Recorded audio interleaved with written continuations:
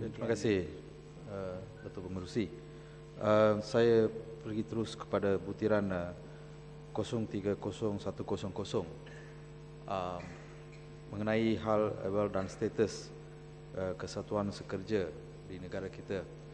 Sampai bilakah kementerian ingin terhadkan atau mengadakan sekatan terhadap penubuhan kesatuan sekerja di negara kita, khususnya kepada sektor elektronik. Dan seterusnya mengenai National Retrenchment Fund. Saya tahu pada bulan Mac tahun ini kerajaan telah mengumumkan bahawa tidak berhasrat untuk menubuhkan fund tersebut. Saya rasa ini lebih penting sekarang, di mana lebih kurang 1,000 pekerja Niko Electronics telah pun diberhentikan kerja, dan satu National Retrenchment Fund harus ditubuhkan untuk kes-kes seperti itu. Dan saya ingin juga tanya kepada kementerian, apakah kadar pengangguran pada masa ini dan pengangguran dari segi sektor, di sektor profesionalisme dan sektor-sektor lain.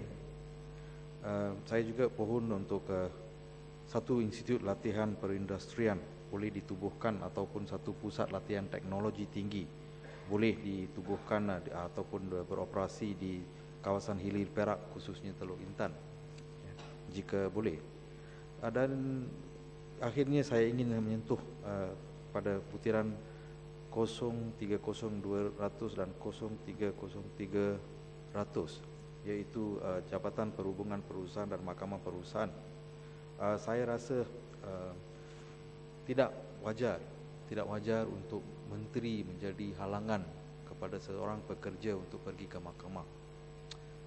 Dari semua aspek rakyat Malaysia, bila ada satu selisihan faham atau nak saman atau dibela diri, mereka ada peluang pergi ke mahkamah.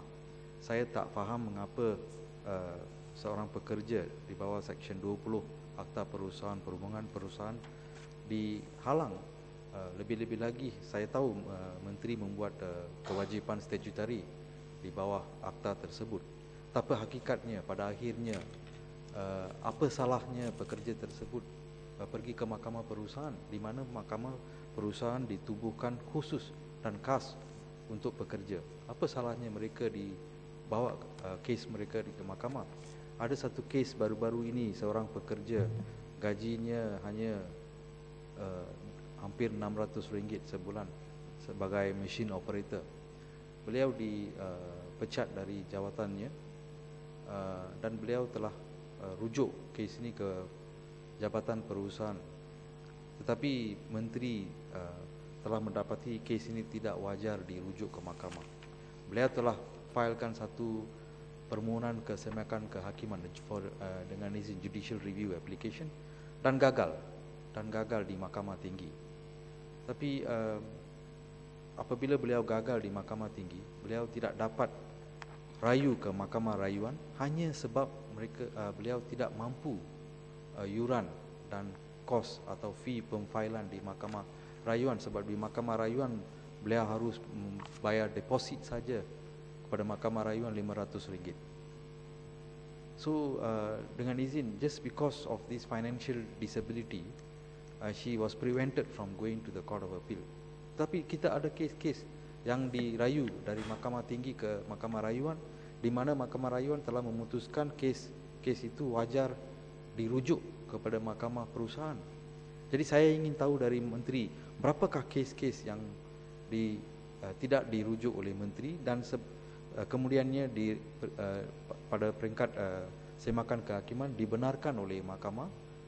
Jadi adakah apa ini membawa faedah kepada menteri atau kementerian?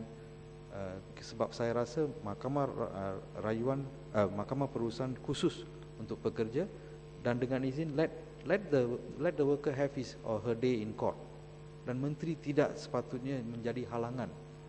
Apa sebabnya menteri sanggup mentandatangan affidavit demi affidavit, beribu-ribu affidavit untuk menghalang pekerja pergi ke mahkamah?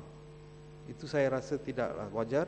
Dan satu lagi, menteri tidak boleh main peranan arbiter of fact and law dengan izin. Menteri tidak boleh menjadi adjudicator atas isu-isu fakta dan undang-undang. Itu tugas mahkamah, bukan menteri. Dan apabila seseorang, kita ada jaminan di Perlembagaan Persekutuan, artikel 8, all persons are equal before the law and equal protection of the law. Jadi apa sebab seorang pekerja tidak boleh pergi ke mahkamah perusahaan untuk canvass kes mereka, tetapi dilarang oleh menteri? Saya tahu itu ada kewajipan untuk menteri buat sedemikian, tapi saya rasa ini adalah bertentangan dengan hak-hak yang ada di bawah artikel 8 Perlembagaan Persekutuan. Saya rasa seksyen ini harus dipinda, dan kalau tidak boleh dipinda pun menteri boleh terus apabila dirujuk, terus rujuk kepada mahkamah perusahaan. Tidak perlu menteri untuk seorang pekerja gaji 400-500 duduk di pejabat, kaji file dan sign affidavit, larang pekerja pergi ke mahkamah. Itu tidak wajar saya rasa. Jadi saya harap menteri yang saya telah membangkit isu ini beberapa kali dahulu. Saya harap menteri akan mengambil satu tindakan yang sewajarnya. Sekian, terima kasih Datuk.